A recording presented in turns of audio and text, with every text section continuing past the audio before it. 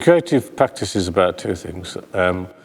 One is we are unsilencing our past that people themselves know about and talk about, but isn't talked about openly, but it is actually real historical fact. So we're unsilencing our past. We are bringing people together collectively to talk about this, to bring sort of a sense of solidarity or a sense of agency to their lives. And we are also working together to create something that's aesthetically quite beautiful. Well, my creative practice is my engagement work. It's all intertwined. My creative practice really is about using the arts or using creativity as a way of kind of problem solving or for social change or to respond to a particular theme that might bring out a whole load of other kind of different issues for people.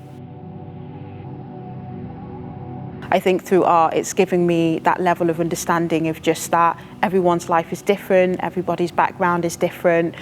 Engaging with artists and their art and different people within the arts has allowed me to, I think, appreciate just the diversity of thought, the diversity of interests that people have, but also experiences.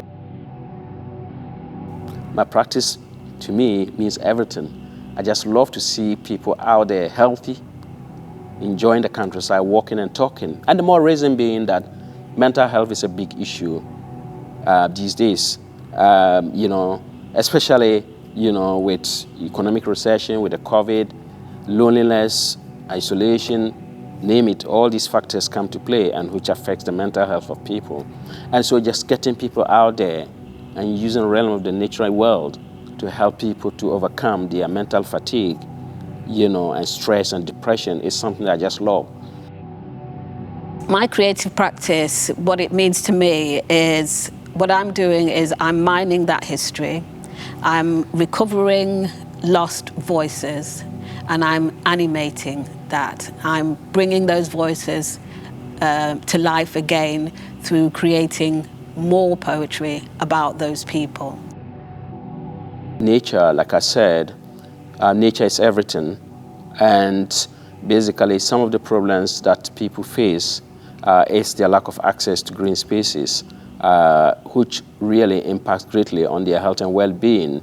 And much of the work I do is to use the realm of the natural world to promote health and well-being, like I said. I don't separate the engagement to my creative practice. It is my creative practice, how I work with, how I collaborate, I would say, with a group or a community or a group of young people and an artist and a place as well. Always try and reflect a place and an environment. I'm specifically looking at Black political poetry. And the reason that I'm doing that, which I think is really important to mention, the reason I'm doing that is because there is this narrative in Nottingham that there aren't any Black poets, that there isn't a history of Black literature here in the city, and there is a history. I think there seems to be this perception that there is more that separates us than divides us, but there's actually more that unites us than divides us. It's the sense of people coming together, engaging with actual historical things, reconciling things to their past, but also creating something beautiful that other people want to look at. I think it gives you a sense, if you are interested in ideas around politics, I think you have to put it into practice. I think, particularly at this time, we're in a very, very challenging period and quite an intense period politically and with COVID, where I think the arts, doing something creative is really, really important for people.